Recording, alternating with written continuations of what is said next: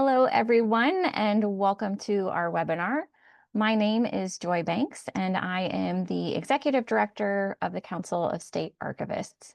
We are so glad that you have joined us for our third and final webinar in our series, Tools and Techniques for Streamlining the Transfer of Agency Records.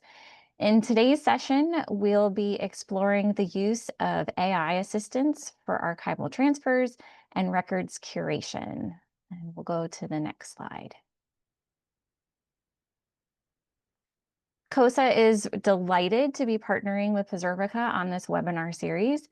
Preservica is our longtime sponsor of our SERI program, and we hope that this collaborative series has really been providing a practical and interactive exploration of the challenges and potential solutions for efficient and automated transfers of records.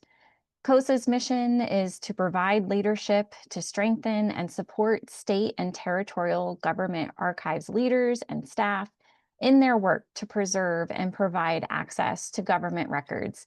For nearly 15 years, SERI has enabled us to take a particular interest in improving the management, preservation, and access to state and territorial government electronic records in our 56 member organizations.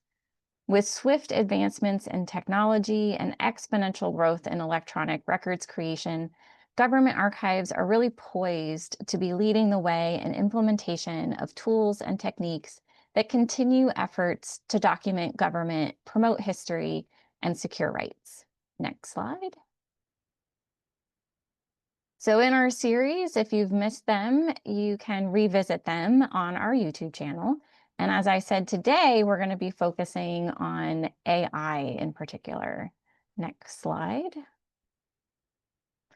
I am joined with an illustrious panel, including Doug Robinson, the Executive Director of NASCIO, Grant Robertson, Archival Supervisor at the South Carolina Department of Archives and History, and Mike Davis, a Senior Solutions Architect at Preservica.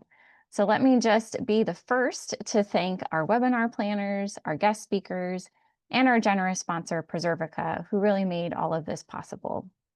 Next slide. This is a bit of an overview of what we're hoping to accomplish today. And I would just remind you that as our session goes along, we ask that you include your questions in the chat, and we will try to get through all of them at the end of the session. So one more slide for me, and I will pass things over to Doug.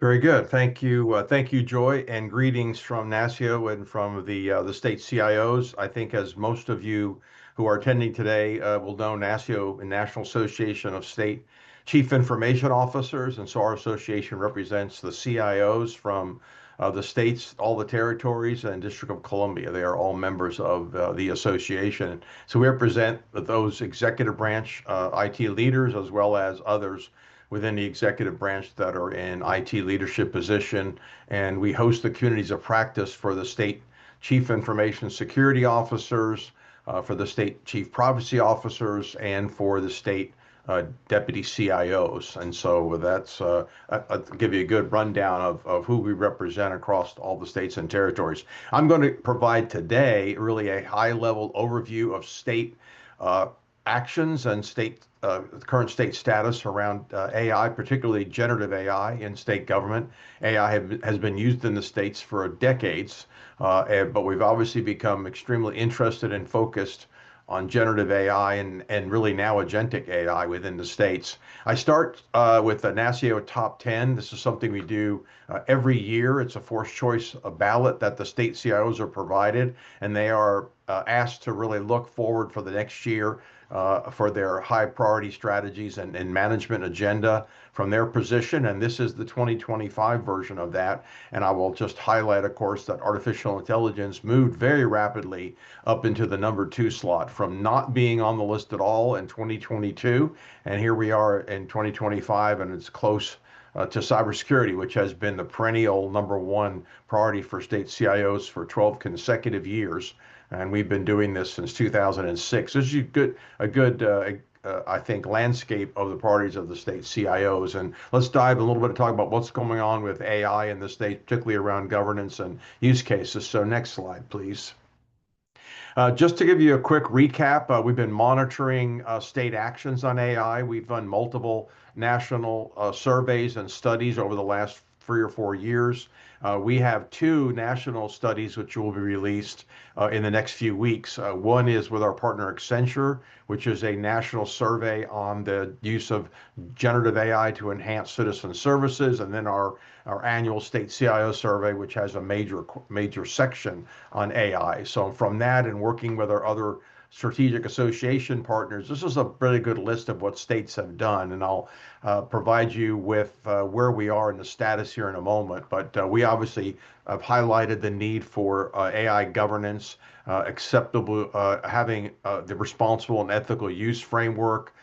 Many states by statute or by executive order or by directive have established advisory committees. And so for all of these, again, I would hope that the archivists have knowledge of these, have been involved in these, have a seat at the table in some of these conversations, but I know that's not always the case. So if we go to the next slide, let me talk a little bit about where the states are. So this is some of the preliminary data that has yet to be released, and will be in this 2025 state CIO survey. So we took the list of the actions that were reported and we asked the states across the spectrum, where are they with those particular activities? You can see some are highly leveraged and highly adopted and more mature across some of the major ones, as some of those, particularly inventorying and creation of advisory committees, as I mentioned, they have been required by legislation in the 24 and 25 sessions. So those are moving along.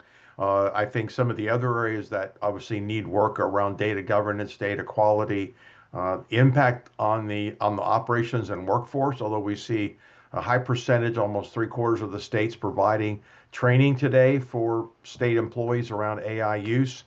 There's still not a widespread understanding of what that impact can be. The CIOs, quite frankly, do not believe that this will result in workforce disruption and workforce replacement, but others do within the state government community. But so again, I'm just giving you the perspective of the state CIOs. Two other areas that are needing more attention and will need work in the next year or so around procurement terms and conditions and those provisions that are presented to the vendor community, and also requiring disclosure by software vendors. Many states have put that provision in their terms and conditions, requiring that when responding to a solicitation, the proposed vendors and suppliers and platform solution companies, they must disclose that they are in fact using AI in that solution. And again, today, almost all of them are, because they're all now powered by AI as part of their marketing. So next slide, please. One of the areas we want to look at is we're clearly looking at implementation. The states have taken a cautious approach to full-scale implementation of generative AI solutions, but there's, of course, across the domains of state government, there are hundreds of use cases that are plausible. We've asked them where they are in their status. You can see pilot projects, excess of 90% of the states are involved in some kind of pilot. Proofs of concept, again, state employee training, as I mentioned, about 75%. Again, where areas where that needs work is around dedicated funding. That doesn't surprise anyone. And some of the others actually have to do with things like clarity around the use of these tools and these products within the executive branch, and some of the policies related to things like creation of records and things like transcripts, and whether or not these tools should be utilized in state government for production of public records. So that's where the status is. Again, this is a moving target. I suspect some of these have already increased since we captured this data in late July. Next slide, please. Specifically related to trust and confidence around the citizen services. So again, this is another study looking at the impact of enhancing digital services to citizens using generative AI solutions and platforms. What have states done to make sure that that the government employees and government workers, have that trust and confidence. And you can see, again, a high focus on establishing responsible and ethical use. They're partnering with industry, partnering with higher education institutions, and looking for a more collaborative. And that's certainly one of our recommendations is to be innovative, but also look for collaborative opportunities. So some of the other areas that are having more challenges are around the algorithms and addressing bias in the models. Some states, based on the current AI action plan out of the White House and the language around burdensome regulations, I think some states are going to back off of some of those regulatory requirements because that's been the thrust of most states, is regulation of the private sector of AI use within their community of legislative initiatives. That has really been the thrust for 2025, with over 250 bills introduced that focused on regulating the private sector use of AI in the marketplace. So next slide, please. So what we've seen from our most recent survey, where we looked at use cases across all states and captured probably close to 150 examples. This is the summary of the synthesis of the most common uses that we're seeing, and you will see a theme here around internal use, document creation, obviously the chatbots and virtual agents focused on citizen assistance. For the most part, though, these large buckets represent internal use, document generation, policy analysis, again, developer productivity. So these are basically a rank order of those particular use cases across state government that are actually in deployment beyond the pilot stage. So relatively low, I would call these low risk applications, relatively nominal in terms of their overall impact, but certainly will grow. We're seeing a specific interest around areas in public safety, law enforcement, corrections. There's a lot of use cases in there, and also transportation and corrections. I mean, and congestion and traffic analysis, things that clearly are major societal issues within state government. So I would highlight cybersecurity. We see that, and fraud prevention, fraud detection as two tremendous areas for further utilization by the states. Today, about 80% of the states report that they're using generative AI solutions to basically combat the cyber attacks. But of course, the flip side of that is the fact that the bad actors and the foreign adversaries are using Gen AI to craft social engineering and phishing attacks. So we have a battle of the bands between those two, the adversaries and the defensive posture of most states and using Gen AI. But all the current platforms and products that are being delivered to states today by the major cybersecurity vendors are now powered by Gen AI solutions for threat analysis because they are so much more productive. So that's a good example of where we're seeing some of that work. And finally, let's wrap up with again, the macro level. Let's go to the next slide and talk about major adoption challenges. The states that are looking at this are three major themes that we've identified in these three national studies.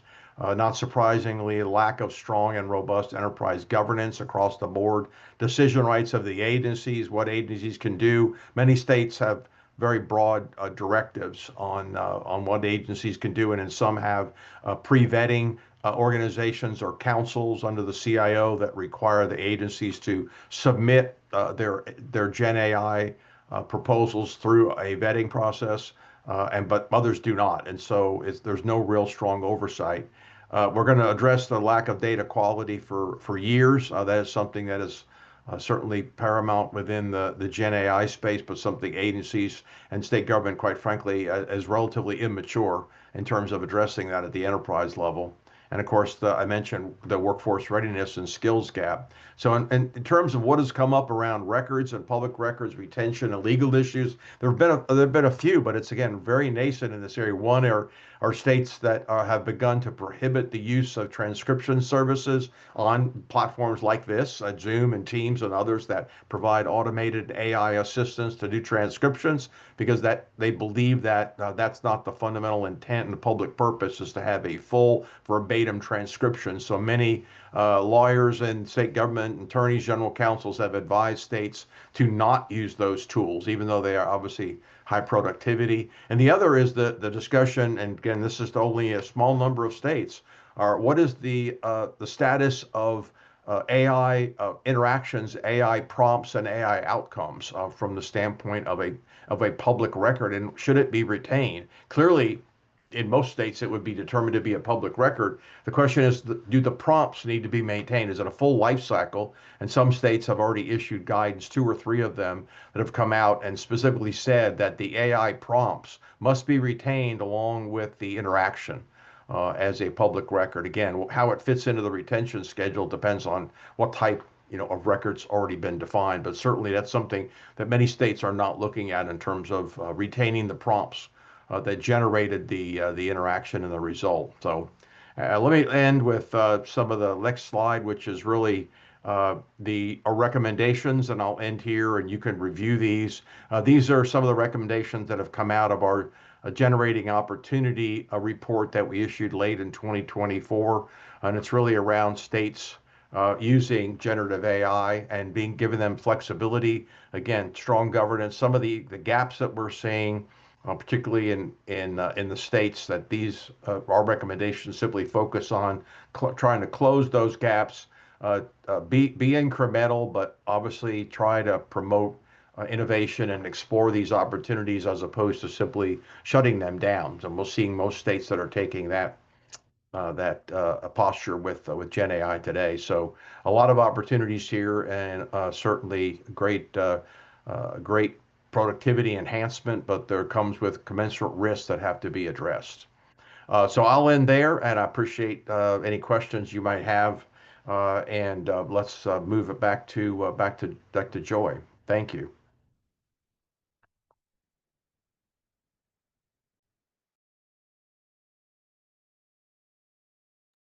Thanks, Doug. And I'm just going to pass things right on to Grant. Very good. So this title probably feels a little doom and gloom, but I'm hoping that my failures over the past 4 years or so will do 2 things. Give you the confidence to navigate this yourself, and also give you some tools when you're faced with having to make a decision on using or purchasing some sort of AI tool. Next slide. So I'm going to keep it short. I'm normally pretty good at filling time on these things, but I'm going to try to keep this down to 10 minutes. I'm going to keep it focused on my past experiences, a survey of challenges and questions, and then like how we actually, what we should be thinking about when evaluating AI solutions. Next slide. So one of the first projects that I had here was to digitize about 500 audio cassettes. And I had the idea that we could run the recordings through something like Whisper AI and have those transcripts of the cassettes. I set up an air-gapped, non-networked workstation, learned how to run Whisper offline, and got it to, I got what looked like pretty reasonable results. But the workstation was old because it was something that I had pulled from the loading dock that was just ready for the dumpster, and it crashed just about every night and several times a day as well. But so it was difficult to keep the machine online and to keep it functioning. And I had a lot of other job duties. And I'll come back to the results of these in a few slides. As one of my other job duties, I was doing some benchmarking on OCR, and I ran across Tesseract, which it turned out to be the engine that was being used in a lot of the software that was performing pretty well. And then I dug a little bit more and found out that it was its own program, and I could just run Tesseract on its own, and I could even fine tune it a little bit and get better results than I was getting out of some of the software. And around that time, there was a lot of talk around handwriting OCR, and I was getting really excited about this. But I won't keep you in suspense. On this one, I completely ran out of steam. The technical lift was a little too much with all of the other projects that I had, so it went to the back burner. One of the sort of like final larger side projects that I had was just figuring out how to do email archiving effectively or at all. And I was piloting a program using EPAD, which allows for processing and appraisal of emails, delivery, and discovery of emails as well. That's what the PADD stands for. And it used a combination of different sorts of technologies, mostly natural language processing and specifically named entity recognition. And it would create indices for people, topics, geographical locations, and even created sentiment analyses on top of that too. So you could actually search for, if somebody was happy or sad in an email, and that was all pretty interesting. But the most compelling feature that I saw was for discovery, and that required minimal processing on the archivist's part. It would obfuscate like 95% of the text, but you could search through emails and it would ping specific emails that an archivist would then go and redact by hand, but it would limit the amount of results that the person got, and they would actually be able to say, oh, there's 5 emails that I can actually, that I know are in the system, and then the reference archivist or whoever was doing it could go in and pull those individually. Next slide. So all of these things, like there were certain problems that arose and I didn't mention this in the other examples there, but finding PII is a really key feature that we're all looking for constantly. And it's a great sell for a product, but it does have some limitations. Specifically that it doesn't directly search image documents typically, unless there's a text layer already, and handwriting on those documents is also typically an issue. The other part is that the regular expression patterns that handle the search of this data can lead to a lot of false positives. In my experience, credit card numbers were being found everywhere, specifically in URLs. And that ended up just creating a lot of work, just trying to weed those things out. I ended up just not being able to do credit card searches because of that. Oh, right. And then, so right now, out of the box products offer very little fine tuning for your specific needs. And if you figure out how to do it on your own, even poorly, you're halfway to believing you can build your own platform, and then then you're just going to be spinning wheels and probably going to get burned out in the process. So ultimately, like the outcome of all these issues is that it requires a human to rework the work that was already supposed to have been done by the tool. So this is something you have to keep in mind and sort of weigh when you're going. And I was going to just show you an example of transcription errors and hallucinations. Next slide. So you may not be able to see this, but hallucinations do something kind of interesting. And I don't know if these are technically hallucinations or if they're an error just due to backup in the processing power of the computer I was using. But it would go and just repeat words for minutes at a time that were not there. So it would get stuck, and it would get stuck in a loop. So it would just say doctor, doctor, doctor, doctor, doctor, doctor, doctor. And then it would catch itself, give you a sentence, and then it would go back, in this case, to doctor, doctor, doctor.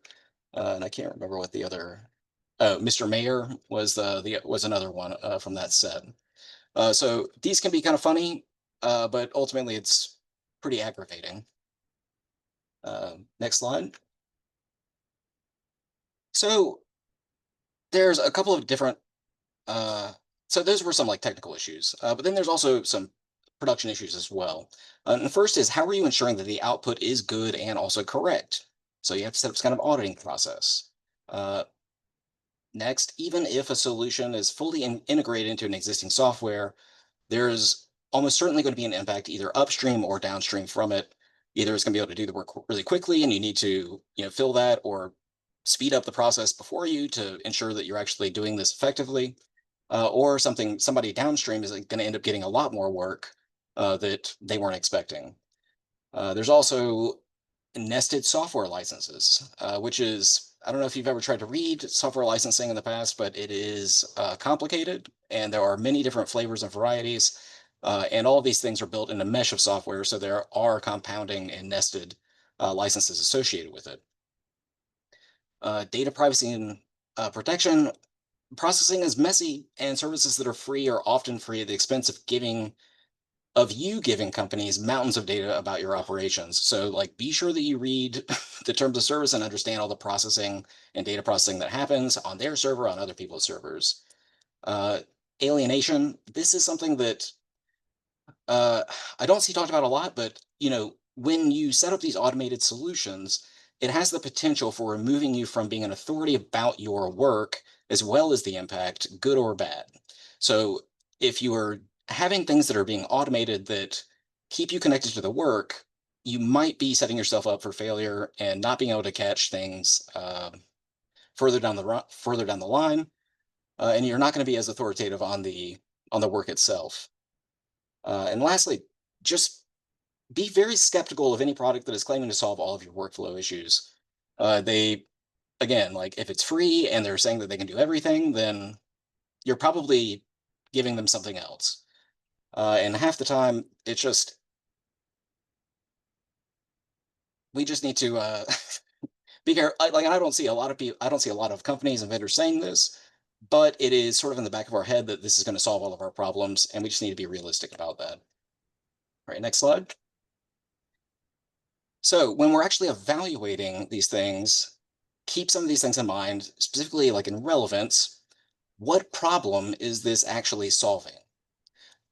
Is there a problem with the current service? Is just doing the work less work? And what are you losing by not having a colleague perform that task?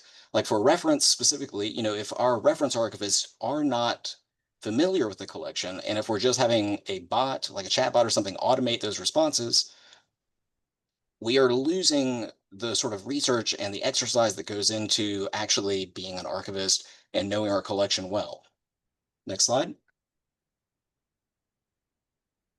Oh, maybe, never mind, go back one slide. I forgot I made a small update.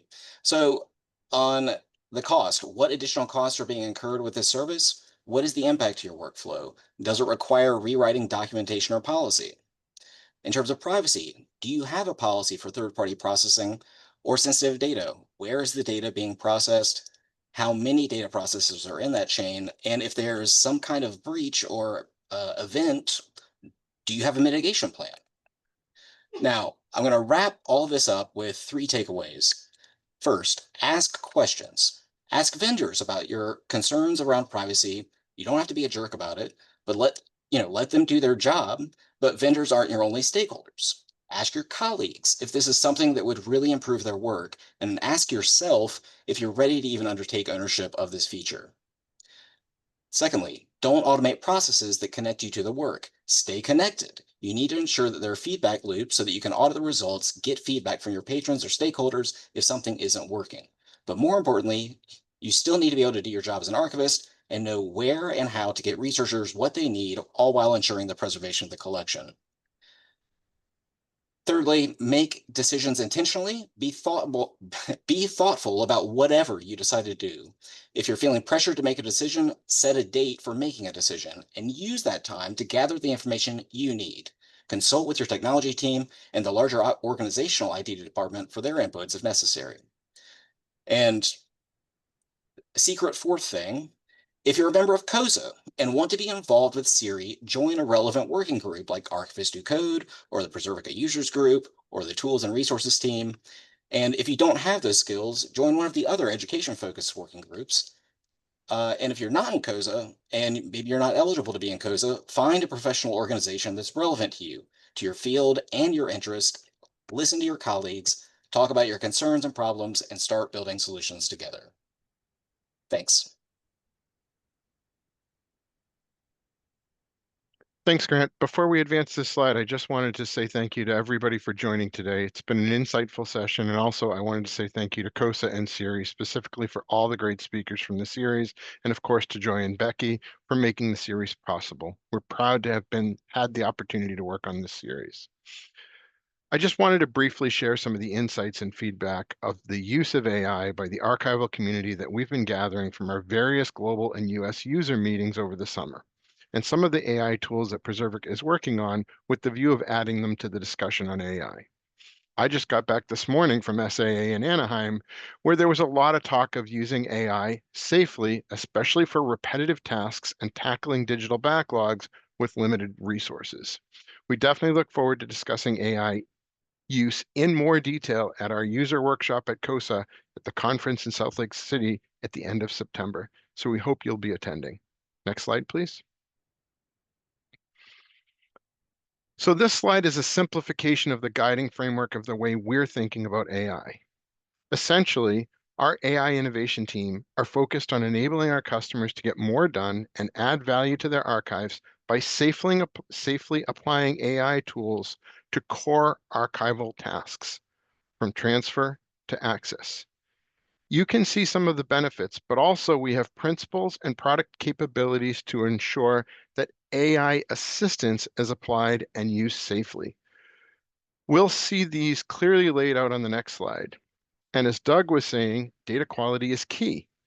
And that one of the aims about using AI tools to enrich along with ADP is to ensure the foundation of trusted, high quality, instantly usable content for optimal human and AI outcomes. Next slide, please. As Doug was saying, having AI governance and policies is vital.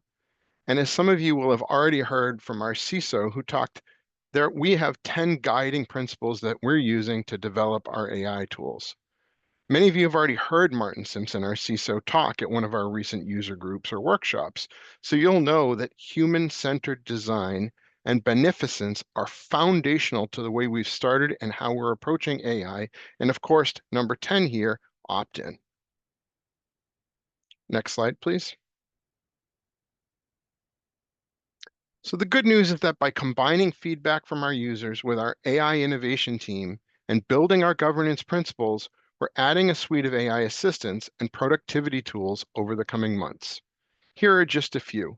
You'll see we'll be able to do image comparison for finding duplicates and similar objects.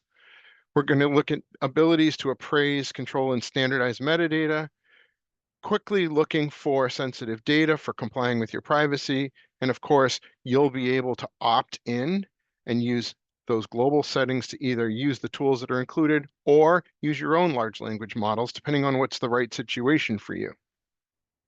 And so we're working on OCR and AV transcription and captioning, which we know is a big focus for state archives, especially with ADA accessibility mandates, and of course, dealing with those backlogs, which is exactly one of those things that Grant talked about.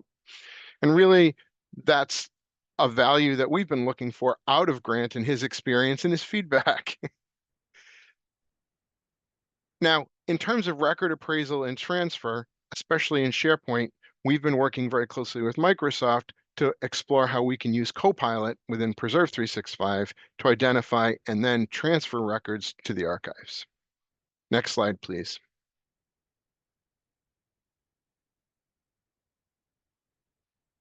As I said, this was just a hint or a flavor of what we're excited about for the value of AI assistance and how we're looking to use it safely and with you and the human oversight.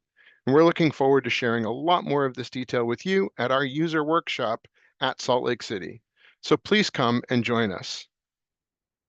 As well, you could come and if you're, we've got a lot of resources available online. Next slide, please.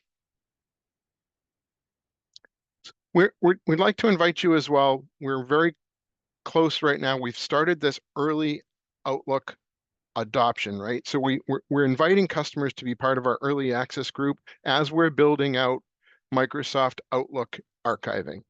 Grant was talking about the challenges he's had with ePad. So we'd love to have you folks join, be a part of this. Here's the link for registering your interest. We're inviting, we'd very much like to have more state archives be a part of this early action group. And lastly, if you could just jump one more slide, please. For anybody who hasn't seen this, we obviously worked with CoSA to publish this about agencies and records transfer. And so we'd love to make sure anybody who's on this call who hasn't gotten a copy of that white paper, please feel free to, download that.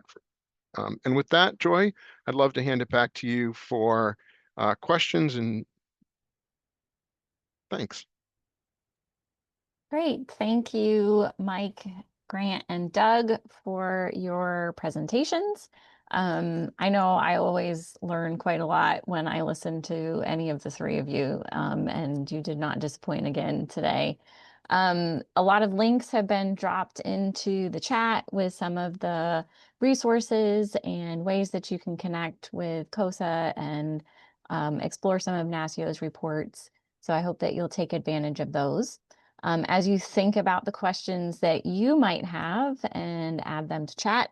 One of the ones that came to my mind during the conversation that maybe all three of you have some thoughts on is joining this AI conversation. I think, Doug, you alluded to this in your talk, but I feel like we've observed various levels of success in making sure that the records and archives conversations are part of these the beginning of a record cycle and whatever's happening at the beginning, so that at the end it's all kind of working together. So I wonder if you have any thoughts, tips, advice for our group on that.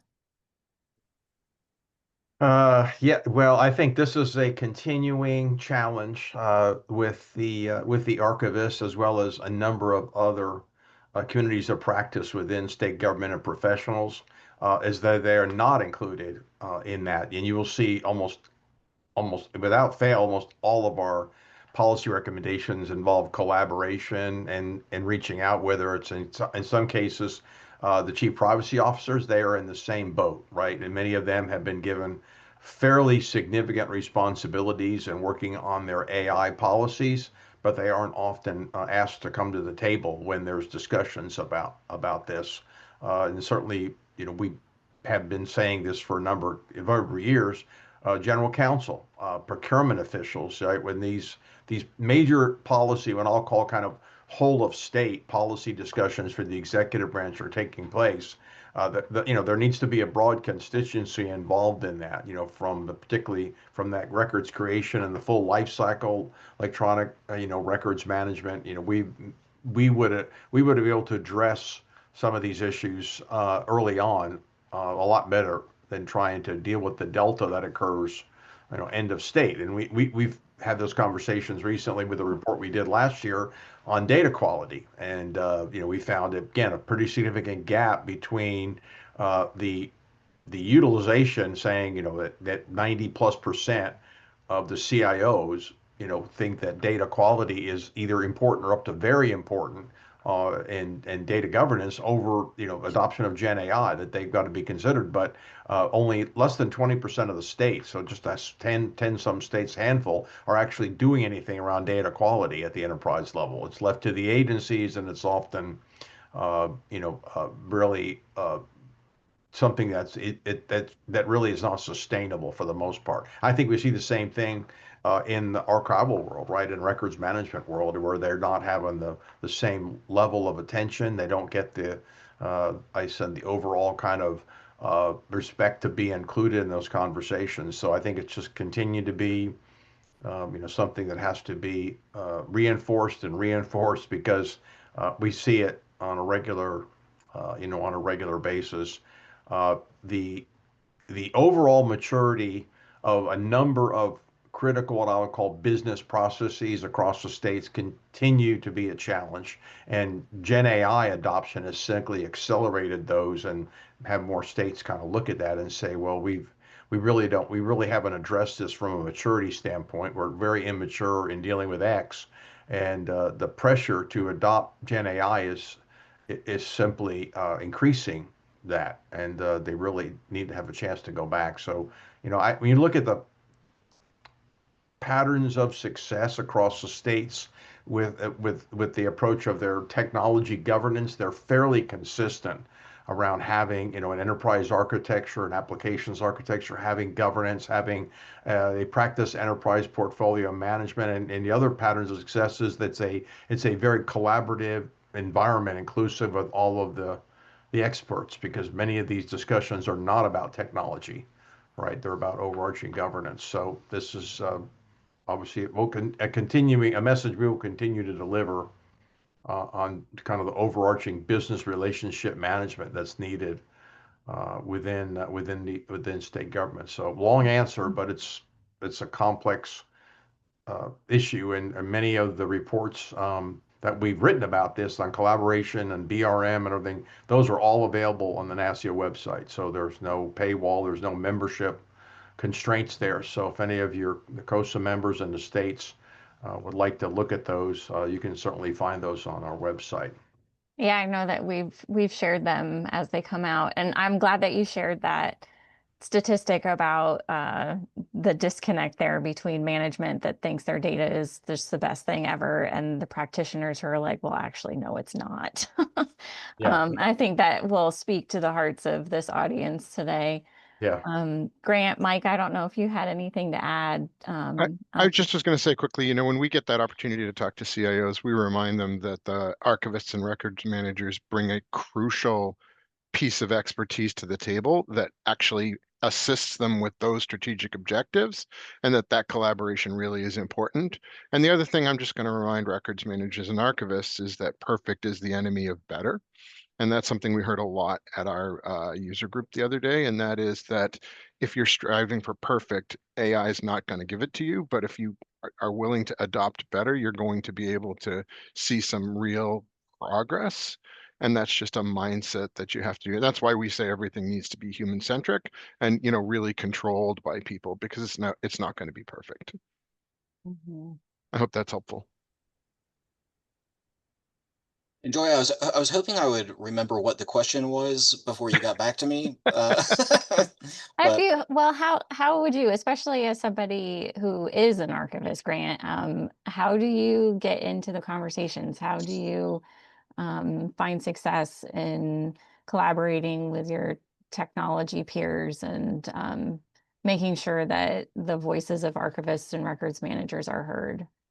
well, yeah, I mean, there's a lot of sort of information gathering and connecting with people that can actually make those not that necessarily decisions, but that thing happen. So we are in a really good relationship with our own CIO here. So we stay in pretty constant communication with him on basically another project.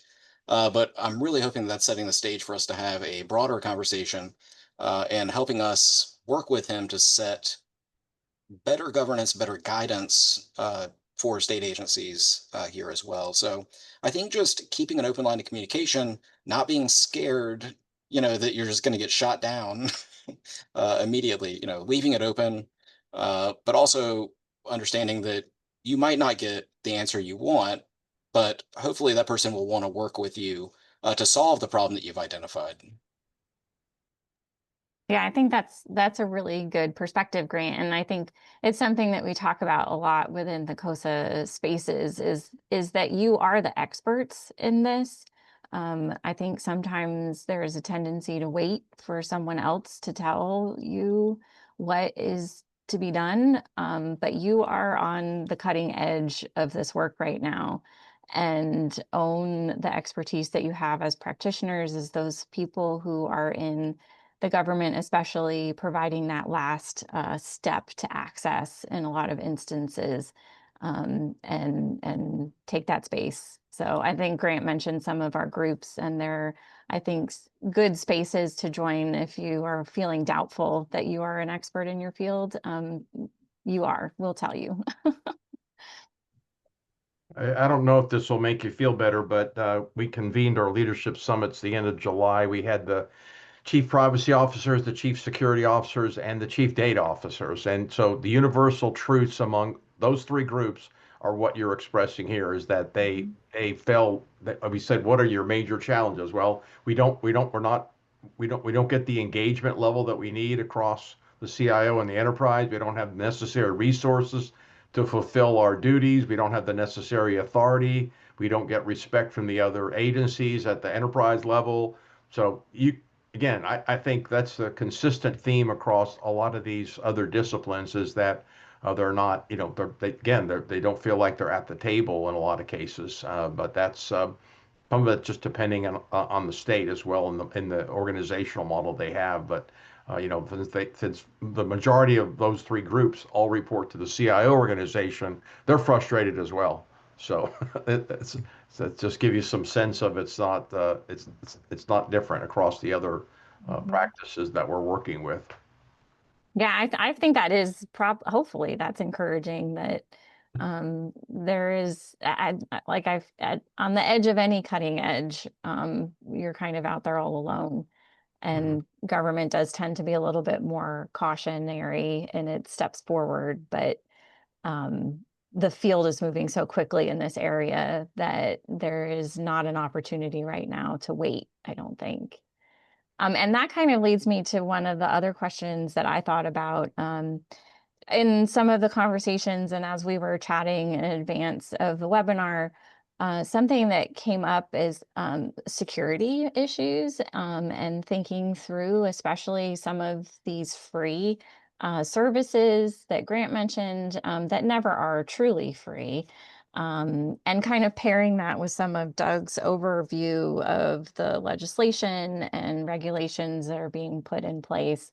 How is it that you might approach a tendency for staff members to go a little rogue and maybe try something a little bit free and new and fun, and then all of a sudden you are in a situation that you hadn't hoped to be in? So I just want to preface what Doug's about to say, because he had a great slide there where he was talking about shadow IT or shadow AI, right? And why it's really important to have that really clear training and that really clear documentation. And that is why so many organizations are rushing to bring some kind of controlled AI solution to their staff so they don't go off and use uncontrolled solutions, which then would leak their data off into an environment. So I think Doug covered that really well in what he presented. I know he covered a ton of information in a really short period of time, but I did want to really underscore that that's a really important part of what I think states are trying to enforce and why that's a big deal. Yeah, state chief information security officers have already had a number of conversations about, effectively that, in the sense that some states early on actually prohibited the use of Gen AI within the exec branch, or some cases within the CI organization. That's not the case today, but they are concerned about shadow AI utilization. They're concerned about personal use of these, particularly generative AI tools, while they're like any other personal use, any other software they would use, except they may be exposing state data. So I think their approach has really been to stop bad things from happening up front with those controls. And also the fact that so many state legislative bodies have enacted mandates that the state require a full inventory of all of those tools being used, by agencies. They want to know what's being used. And in terms of, the open source and some of these other free tools, have many years remind the IT community there's no such thing as a free puppy, right? So they give you a free puppy, you're going to spend a lot of money on that. So I think that's what, and it may be simply a negative impact of utilization of these tools, which then in fact have vulnerabilities that have not been disclosed. So I think there's more than enough products out there that need to be tested and approved. But that's why we see so many states, some great examples out there that have a really good sandbox environment today. They've institutionalized that within the CI organization so that the agencies can come and use that sandbox environment in a controlled way to test these AI solutions that have been proposed. So that's one way to control that, as Mike said. You don't want to let the beast loose without understanding the consequences. If I can defend open source for just a couple seconds, I would like to, just because, I think a lot of times we talk about security vulnerabilities when it comes to open source software, but because it's open source, and if it has a good community, a large community behind it, actually maintaining it and keeping an eye on it, then those security vulnerabilities, when they become present, can be fixed rapidly. And they typically are if there's a lot of adoption. So I just don't want everyone to think that there's a sort of blanket admonition against open source software or even free software. But like Doug said, there is some kind of risk there. So if you have a sandbox, especially something that's air gapped and non-networked, I would investigate it. Read through the code as best as you can, and really look into it. And especially if it's got a good community behind it. And again, that's that two-way street, right? If you're communicating and asking your IT organization, they'll probably have the tools to scan some of those things to be able to, and potentially they'll be able to help you with maybe a virtual machine or an offline machine, so you don't have to go dumpster diving for that computer. I learned that later. Yep. So I think we have time for one more question. So Josh Hagar has submitted this food for thought for you. If a state agency uses an AI program to create a tangible product, so something like a report, a summary, response to a citizen, in his state, we tend to think that the final product constitutes a public record. And I think that we talked a little bit about this in the session. But then would the inputs used to generate the product Prompts. also be a public record? Is that equivalent to metadata that we try to collect for electronic records? If it is a record, is there a way to save those inputs or prompts independent of the AI program?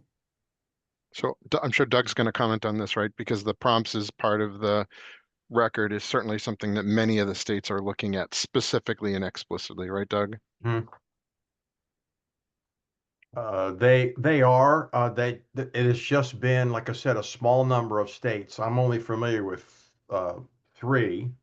One is Washington. Their Secretary of State has issued guidance, records management guidance to all the agencies, basically saying that the prompt, including all of the outputs. The question, I think, would come into the nuance of how that was being used, because in some states it could be termed a preliminary memorandum or preliminary and not subject to the public records. It could be a public record, maybe not subject to open public records, so it could remain simply a public record in the agency. So every state handles that a little bit differently. But I just, out of caution, a state asked this question of us several weeks ago, which prompted me to look at that. And I said, out of caution, I would include the prompt as part of the full life cycle, because that's what results in that. Whether it includes the metadata, I think that's going to be up to individual states. But I think we're going to see more and more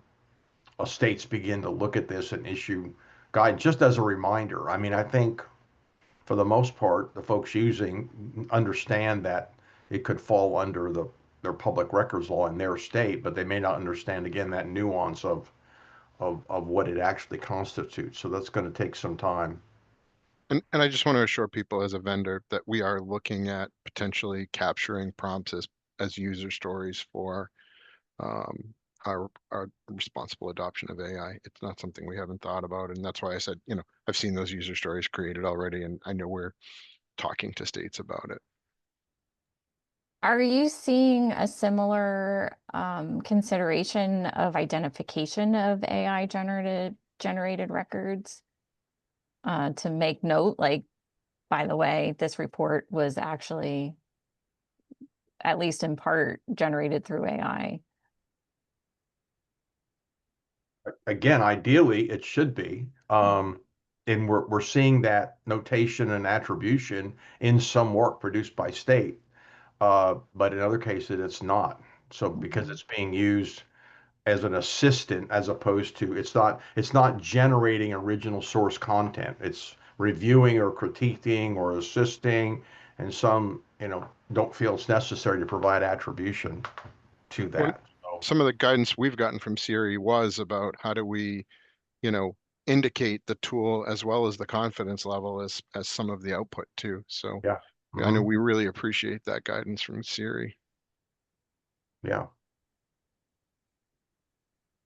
Yeah, and thanks, Alan, for sharing those recent articles. We'll pull links in the slides and the recording for this and place it alongside all the other resources from this series on our website. I think, Becky, you can probably jump to our last slide as we just kind of wrap up and say thank you for everybody for attending this. If you made it to all 3 webinars, we're so grateful for learning with us and contributing to this series.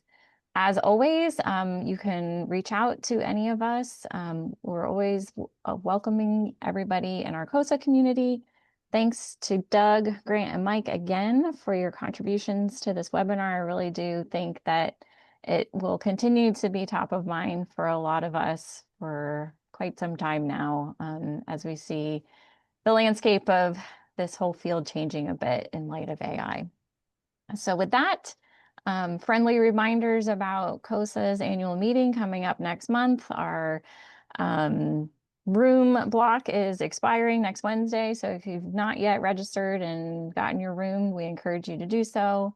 We have a number of other educational workshops and webinars coming up, though September will be a lighter month for us as we focus on our annual meeting. So with that, I hope that you all have a fantastic rest of your day, and thank you for coming.